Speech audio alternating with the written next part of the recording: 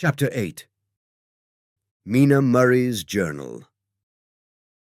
Same day, 11 o'clock p.m. Oh, but I am tired. If it were not that I had made my diary a duty, I should not open it tonight. We had a lovely walk.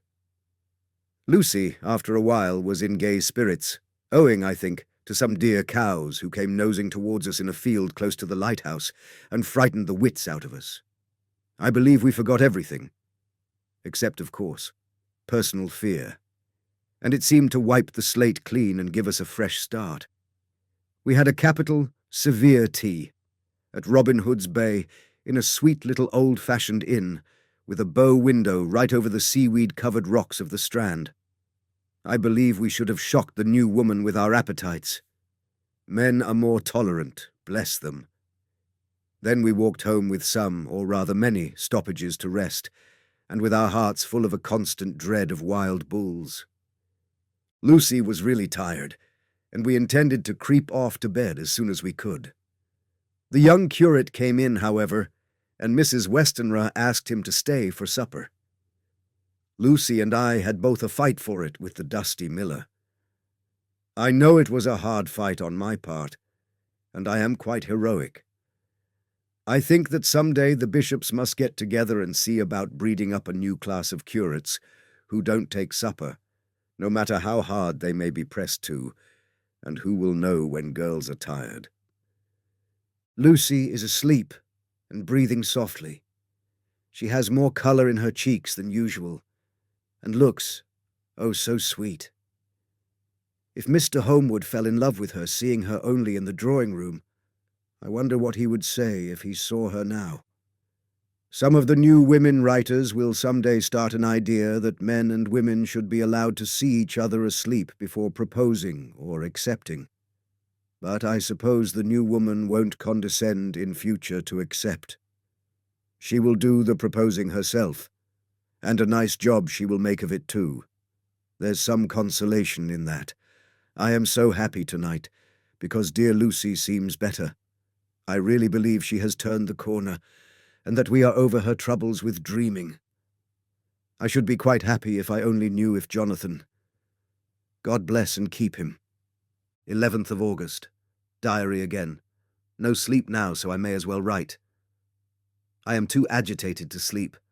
We have had such an adventure, such an agonizing experience. I fell asleep as soon as I had closed my diary. Suddenly I became broad awake and sat up with a horrible sense of fear upon me, and of some feeling of emptiness around me. The room was dark, so I could not see Lucy's bed. I stole across and felt for her. The bed was empty. I lit a match and found that she was not in the room. The door was shut, but not locked as I had left it. I feared to wake her mother, who has been more than usually ill lately, so threw on some clothes and got ready to look for her. As I was leaving the room, it struck me that the clothes she wore might give me some clue to her dreaming intention. Dressing gown would mean house. Dress outside. Dressing gown and dress were both in their places.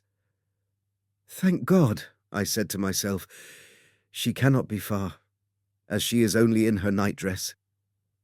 I ran downstairs and looked in the sitting room. Not there. Then I looked in all the other rooms of the house, with an ever-growing fear chilling my heart. Finally, I came to the hall door and found it open. It was not wide open, but the catch of the lock had not caught. The people of the house are careful to lock the door every night, so I feared that Lucy must have gone out as she was. There was no time to think of what might happen. A vague, overmastering fear obscured all details. I took a big, heavy shawl and ran out. The clock was striking 1 as I was in the crescent, and there was not a soul in sight. I ran along the north terrace, but could see no sign of the white figure which I expected. At the edge of the west cliff above the pier, I looked across the harbour to the east cliff, in the hope, or fear, I don't know which, of seeing Lucy in our favourite seat. There was a bright full moon, with heavy black driving clouds, which threw the whole scene into a fleeting diorama of light and shade as they sailed across. For a moment or two I could see nothing, as the shadow of a cloud obscured St. Mary's Church and all around it. Then, as the cloud passed, I could see the ruins of the abbey coming into view, and as the edge of a narrow band of light as sharp as a sword cut moved along, the church and churchyard became gradually visible. Whatever my expectation was, it was not disappointed. For there, on our favourite seat, the silver light of the moon struck a half-reclining figure, snowy white. The coming of the cloud was too quick for me to see much, for shadow shut down on light almost immediately, but it seemed to me as though something dark stood behind the seat where the white figure shone and bent over it. What it was, whether man or beast, I could not tell. I did not wait to catch another glance, but flew down the steep steps to the pier and along by the fish market to the bridge, which was the only way to reach the east cliff. The town seemed as dead, for not a soul did I see. I rejoiced that it was so, for I wanted no witness of poor Lucy's condition. The time and distance seemed endless, and my knees trembled and my breath came laboured as I toiled up the endless steps to the abbey. I must have gone fast, and yet it seemed to me as if my feet were weighted with lead, and as though every joint in my body were rusty. When I got almost to the top, I could see the seat and the white figure, for I was now close enough to distinguish it even through the spells of shadow. There was undoubtedly something, long and black, bending over the half-reclining white figure. I called in fright, "Lucy! Lucy!" And something raised a head, and from where I was I could see a white face and red gleaming eyes. Lucy did not answer, and I ran on to the entrance of the churchyard. As I entered, the church was between me and the seat, and for a minute or so I lost sight of her. When I came in view again, the cloud had passed, and the moonlight struck so brilliantly that I could see Lucy half reclining with her head lying over the back of the seat. She was quite alone, and there was not a sign of any living thing about. When I bent over her, I could see that she was still asleep. Her lips were parted, and she was breathing, not softly as usual with her, but in long, heavy gasps, as though striving to get her lungs full at every breath. As I came close, she put up her hand in her sleep and pulled the collar of her nightdress close around her, as though she felt the cold. I flung the warm shawl over her and drew the edges tight around her neck, for I dreaded lest she should get some deadly chill from the night air, unclad as she was. I feared to wake her all at once, so, in order to have my hands free to help her, I fastened the shawl at her throat with a big safety pin. But I must have been clumsy in my anxiety and pinched or pricked her with it, for by and by, when her breathing became quieter, she put her hand to her throat again and moaned. When I had her carefully wrapped up, I put my shoes on her feet, and then began very gently to wake her. At first she did not respond, but gradually she became more and more uneasy in her sleep, moaning and sighing occasionally. At last, as time was passing fast, and for many other reasons, I wished to get her home at once. I shook her forcibly, till finally she opened her eyes and awoke. She did not seem surprised to see me, as, of course, she did not realize all at once where she was. Lucy always wakes prettily, and even at such a time, when her body must have been chilled with cold, and her mind somewhat appalled at waking unclad in a churchyard at night, she did not lose her grace. She trembled a little, and clung to me. When I told her to come at once with me home, she rose without a word, with the obedience of a child. As we passed along, the gravel hurt my feet, and Lucy noticed me wince. She stopped and wanted to insist upon my taking my shoes, but I would not.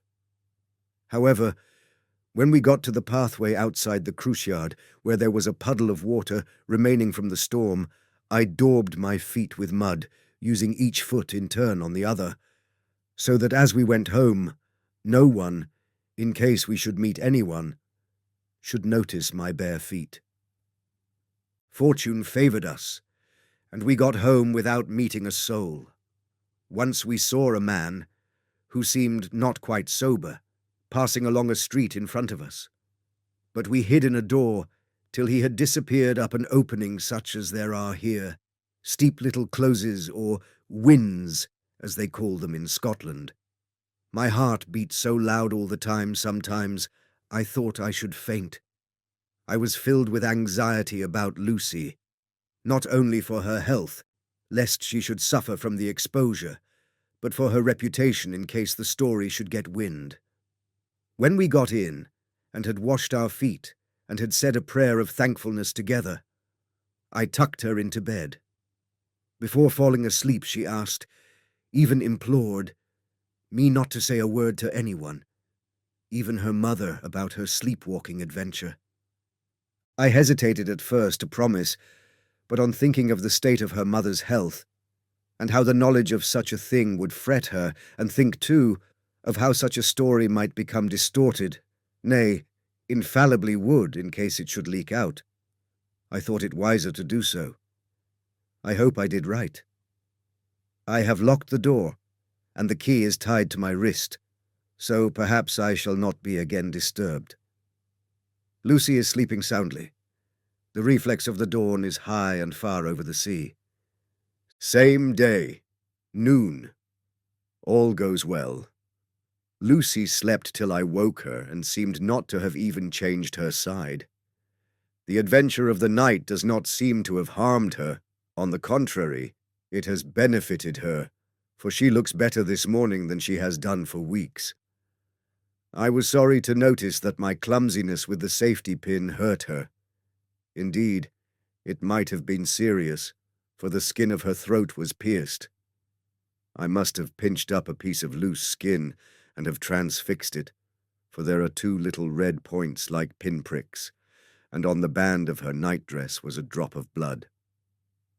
When I apologized and was concerned about it, she laughed and petted me and said she did not even feel it. Fortunately, it cannot leave a scar, as it is so tiny. Same day, night. We passed a happy day. The air was clear and the sun bright, and there was a cool breeze. We took our lunch to Mulgrave Woods, Mrs. Westenra driving by the road, and Lucy and I walking by the cliff path and joining her at the gate.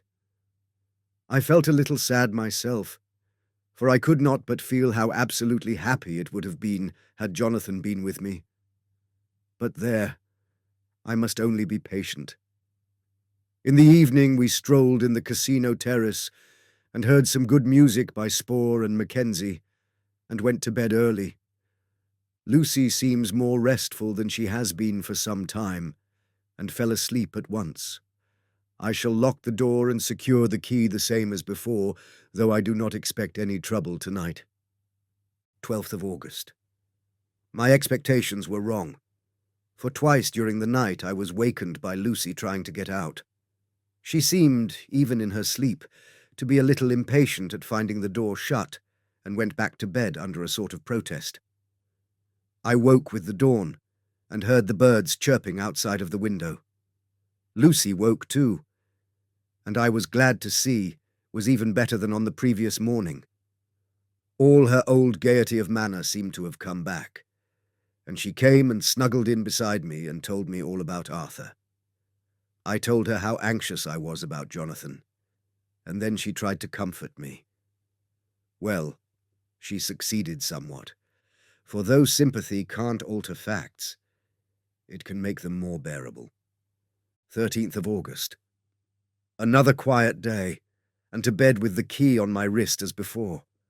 Again I awoke in the night, and found Lucy sitting up in bed, still asleep, pointing to the window. I got up quietly, and pulling aside the blind, looked out. It was brilliant moonlight, and the soft effect of the light over the sea and sky, merged together in one great silent mystery, was beautiful beyond words. Between me and the moonlight flitted a great bat, coming and going in great whirling circles. Once or twice it came quite close, but was, I suppose, frightened at seeing me, and flitted away across the harbour towards the abbey. When I came back from the window, Lucy had lain down again and was sleeping peacefully. She did not stir again all night. 14th of August. On the East Cliff, reading and writing all day. Lucy seems to have become as much in love with the spot as I am, and it is hard to get her away from it when it is time to come home for lunch or tea or dinner. This afternoon she made a funny remark. We were coming home for dinner and had come to the top of the steps up from the West Pier and stopped to look at the view, as we generally do. The setting sun, low down in the sky, was just dropping behind Kettleness. The red light was thrown over on the East Cliff and the old abbey, and seemed to bathe everything in a beautiful rosy glow. We were silent for a while, and suddenly Lucy murmured as if to herself, "His red eyes again. They are just the same." It was such an odd expression, coming apropos of nothing, that it quite startled me. I slewed round a little, so as to see Lucy well without seeming to stare at her, and saw that she was in a half-dreamy state, with an odd look on her face that I could not quite make out. So I said nothing, but followed her eyes. She appeared to be looking over at our own seat, whereon was a dark figure seated alone. I was quite a little startled myself, for it seemed for an instant as if the stranger had great eyes like burning flames, but a second look dispelled the illusion. The red sunlight was shining on the windows of St. Mary's Church behind our seat, and as the sun dipped, there was just sufficient change in the refraction and reflection to make it appear as if the light moved. I called Lucy's attention to the peculiar effect, and she became herself with a start, but she looked sad all the same. It may have been that she was thinking of that terrible night up there.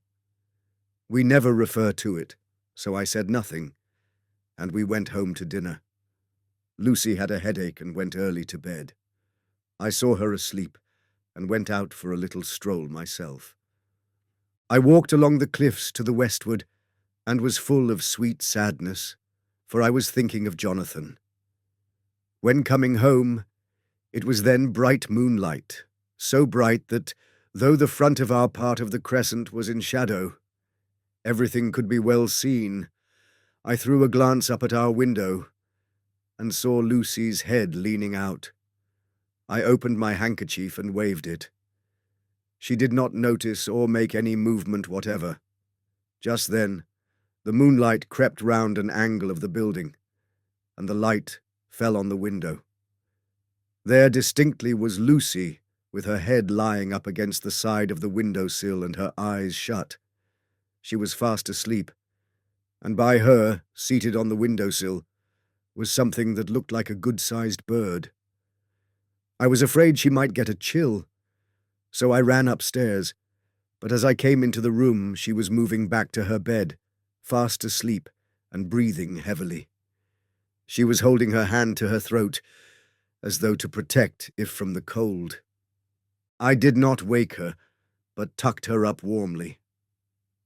I have taken care that the door is locked and the window securely fastened. She looks so sweet as she sleeps, but she is paler than is her wont, and there is a drawn, haggard look under her eyes which I do not like. I fear she is fretting about something. I wish I could find out what it is. 15th of August. Rose later than usual. Lucy was languid and tired and slept on after we had been called. We had a happy surprise at breakfast. Arthur's father is better and wants the marriage to come off soon. Lucy is full of quiet joy, and her mother is glad and sorry at once. Later on in the day, she told me the cause. She is grieved to lose Lucy as her very own, but she is rejoiced that she is soon to have someone to protect her. Poor dear sweet lady. She confided to me that she has got her death warrant. She has not told Lucy, and made me promise secrecy. Her doctor told her that within a few months at most she must die, for her heart is weakening. At any time, even now, a sudden shock would be almost sure to kill her.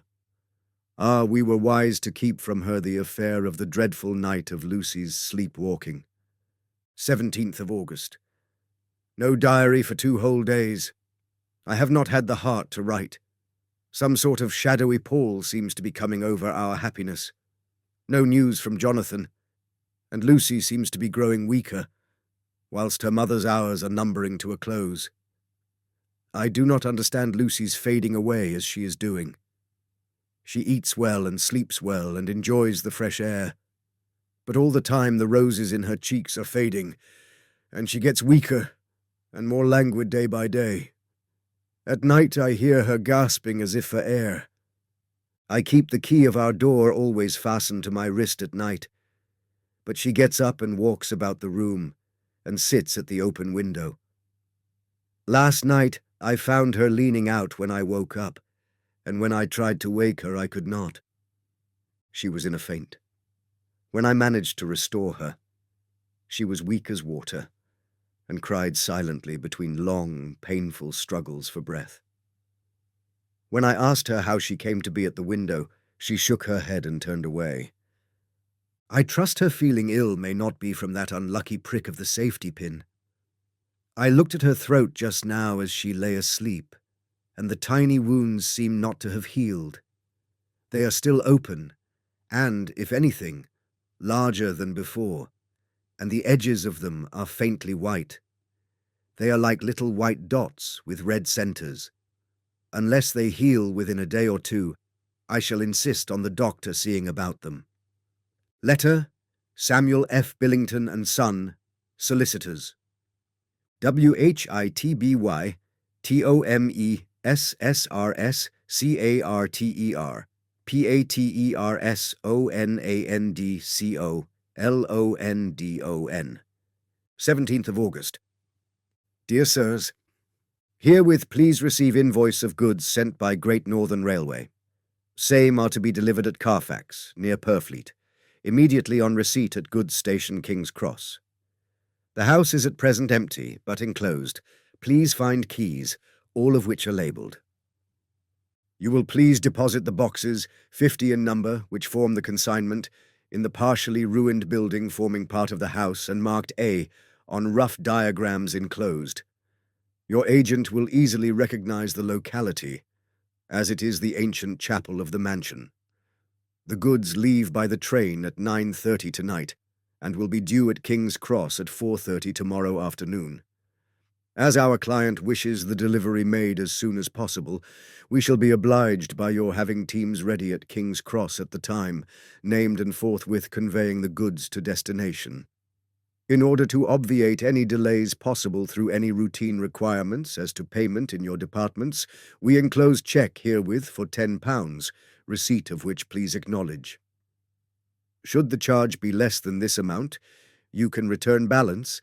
If greater, we shall at once send check for difference on hearing from you. You are to leave the keys on coming away in the main hall of the house, where the proprietor may get them on his entering the house by means of his duplicate key. Pray do not take us as exceeding the bounds of business courtesy in pressing you in all ways to use the utmost expedition. We are, dear sirs, faithfully yours, Samuel F. Billington and Son. Letter, Messrs. Carter, Patterson and Cones, London, to Messrs. Billington and Son, Whitby. 21st of August. Dear Sirs, we beg to acknowledge £10 received and to return cheque of £1, 17 shillings, 9 pence, amount of overplus, as shown in receipted account herewith. Goods are delivered in exact accordance with instructions and keys left in parcel in main hall, as directed. We are, dear sirs, yours respectfully, Pro Carter, Patterson and Co. Mina Murray's Journal, 18th of August. I am happy today, and write sitting on the seat in the churchyard. Lucy is ever so much better. Last night she slept well all night, and did not disturb me once. The roses seem coming back already to her cheeks, though she is still sadly pale and wan-looking. If she were in any way anemic, I could understand it, but she is not. She is in gay spirits and full of life and cheerfulness. All the morbid reticence seems to have passed from her, and she has just reminded me, as if I needed any reminding, of that night, and that it was here, on this very seat, I found her asleep. As she told me, she tapped playfully with the heel of her boot on the stone slab and said, "My poor little feet didn't make much noise then. I dare say poor old Mr. Swales would have told me that it was because I didn't want to wake up Geordie." As she was in such a communicative humour, I asked her if she had dreamed at all that night. Before she answered, that sweet puckered look came into her forehead, which Arthur, I call him Arthur from her habit, says he loves. And indeed, I don't wonder that he does. Then she went on in a half-dreaming kind of way, as if trying to recall it to herself. I didn't quite dream, but it all seemed to be real. I only wanted to be here in this spot. I don't know why, for I was afraid of something. I don't know what. I remember, though I suppose I was asleep, passing through the streets and over the bridge. A fish leaped as I went by, and I leaned over to look at it, and I heard a lot of dogs howling. The whole town seemed as if it must be full of dogs all howling at once, as I went up the steps. Then I had a vague memory of something long and dark with red eyes, just as we saw in the sunset, and something very sweet and very bitter all around me at once. And then I seemed sinking into deep green water, and there was a singing in my ears, as I have heard there is to drowning men, and then everything seemed passing away from me. My soul seemed to go out from my body and float about the air. I seem to remember that once the West Lighthouse was right under me, and then there was a sort of agonizing feeling, as if I were in an earthquake, and I came back and found you shaking my body. I saw you do it before I felt you. Then she began to laugh. It seemed a little uncanny to me, and I listened to her breathlessly. I did not quite like it, and thought it better not to keep her mind on the subject, so we drifted on to another subject, and Lucy was like her old self again. When we got home, the fresh breeze had braced her up, and her pale cheeks were really more rosy. Her mother rejoiced when she saw her, and we all spent a very happy evening together. 19th of August. Joy, joy, joy. Although not all joy. At last news of Jonathan. The dear fellow has been ill, that is why he did not write. I am not afraid to think it or to say it, now that I know. Mr. Hawkins sent me on the letter, and wrote himself, oh, so kindly. I am to leave in the morning and go over to Jonathan, and to help to nurse him if necessary, and to bring him home. Mr. Hawkins says it would not be a bad thing if we were to be married out there. I have cried over the good sister's letter till I can feel it wet against my bosom, where it lies. It is of Jonathan, and must be near my heart, for he is in my heart. My journey is all mapped out, and my luggage ready. I am only taking one change of dress. Lucy will bring my trunk to London and keep it till I send for it may be that. I must write no more. I must keep it to say to Jonathan, my husband. The letter that he has seen and touched must comfort me till we meet. Letter, Sister Agatha, Hospital of St. Joseph and St. Mary, Budapest, to Miss Wilhelmina Murray. 12th of August. Dear Madam, I write by desire of Mr. Jonathan Harker, who is himself not strong enough to write, though progressing well, thanks to God and St. Joseph and St. Mary. He has been under our care for nearly 6 weeks, suffering from a violent brain fever. He wishes me to convey his love, and to say that by this post I write for him to Mr. Peter Hawkins, Exeter, to say, with his dutiful respects, that he is sorry for his delay, and that all of his work is completed. He will require some few weeks' rest in our sanatorium in the hills, but will then return.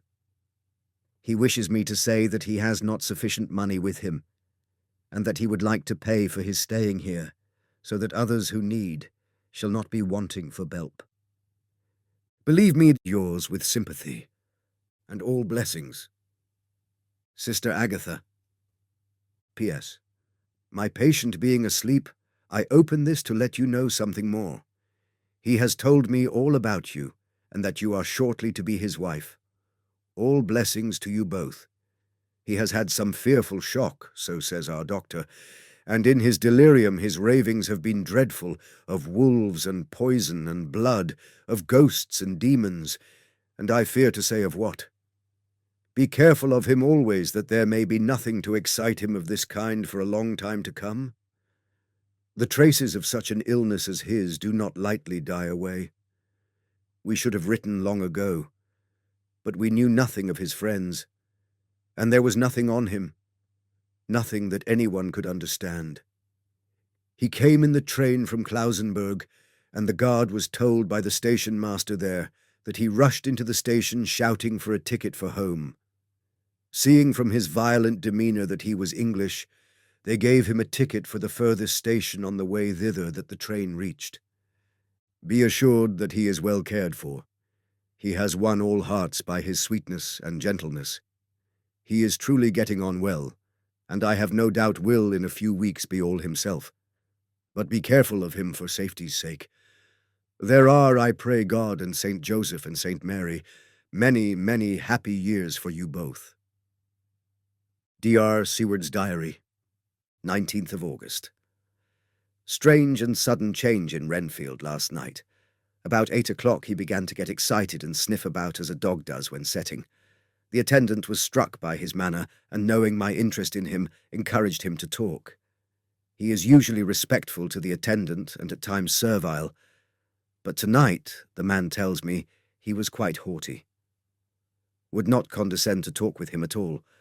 All he would say was, "I don't want to talk to you. You don't count now. The master is at hand."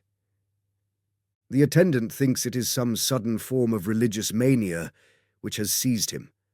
If so, we must look out for squalls, for a strong man with homicidal and religious mania at once might be dangerous. The combination is a dreadful one.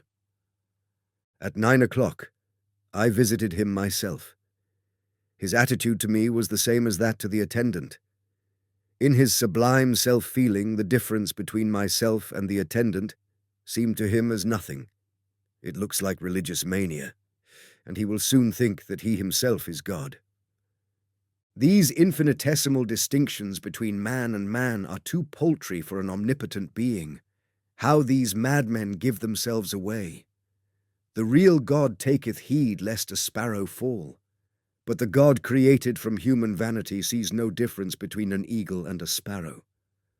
Oh, if men only knew. For half an hour or more, Renfield kept getting excited in greater and greater degree. I did not pretend to be watching him, but I kept strict observation all the same. All at once that shifty look came into his eyes, which we always see when a madman has seized an idea, and with it the shifty movement of the head and back, which asylum attendants come to know so well. He became quite quiet, and went and sat on the edge of his bed resignedly, and looked into space with lackluster eyes. I thought I would find out if his apathy were real or only assumed, and tried to lead him to talk of his pets, a theme which had never failed to excite his attention. At first he made no reply, but at length said testily, "Bother them all. I don't care a pin about them." "What?" I said. "You don't mean to tell me you don't care about spiders?" Spiders at present are his hobby, and the notebook is filling up with columns of small figures. To this he answered enigmatically, "The bride-maidens rejoice the eyes that wait the coming of the bride. But when the bride draweth nigh, then the maidens shine not to the eyes that are filled." He would not explain himself, but remained obstinately seated on his bed all the time I remained with him. I am weary tonight and low in spirits. I cannot but think of Lucy, and how different things might have been. If I don't sleep at once, Chloral, the modern Morpheus, I must be careful not to let it grow into a habit. No, I shall take none tonight. I have thought of Lucy, and I shall not dishonour her by mixing the two. If need by, tonight shall be sleepless. Later. Glad I made the resolution, gladder that I kept to it. I had lain tossing about, and had heard the clock strike only twice when the night watchman came to me, sent up from the ward, to say that Renfield had escaped. I threw on my clothes and ran down at once. My patient is too dangerous a person to be roaming about. Those ideas of his might work out dangerously with strangers. The attendant was waiting for me. He said he had seen him not 10 minutes before, seemingly asleep in his bed, when he had looked through the observation trap in the door. His attention was called by the sound of the window being wrenched out.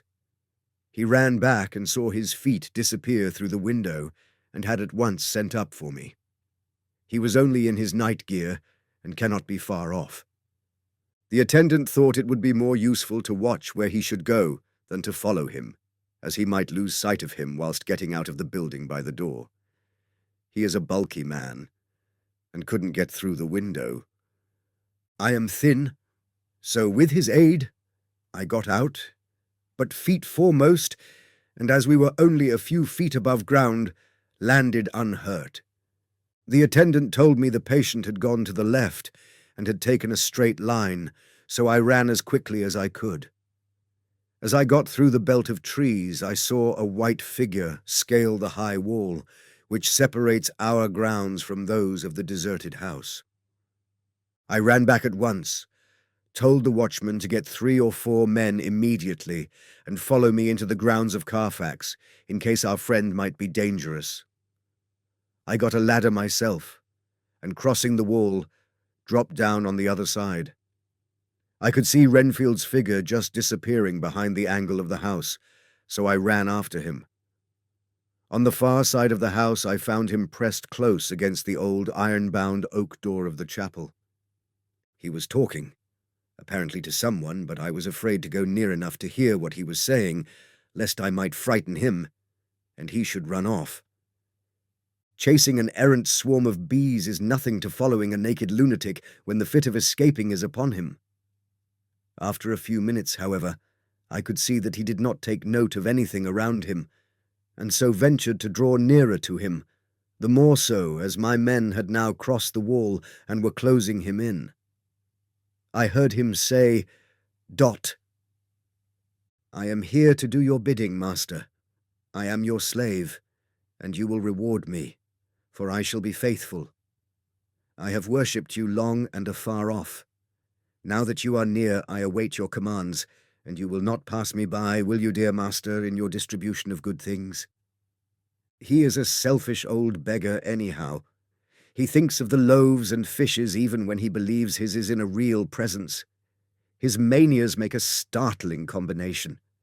When we closed in on him, he fought like a tiger. He is immensely strong, for he was more like a wild beast than a man. I never saw a lunatic in such a paroxysm of rage before, and I hope I shall not again. It is a mercy that we have found out his strength and his danger in good time. With strength and determination like his, he might have done wild work before he was caged. He is safe now, at any rate. Jack Shepherd himself couldn't get free from the strait waistcoat that keeps him restrained, and he's chained to the wall in the padded room. His cries are at times awful, but the silences that follow are more deadly still, for he means murder in every turn and movement. Just now he spoke coherent words for the first time. "I shall be patient, master. It is coming, coming, coming." So I took the hint and came to. I was too excited to sleep, but this diary has quieted me, and I feel I shall get some sleep tonight.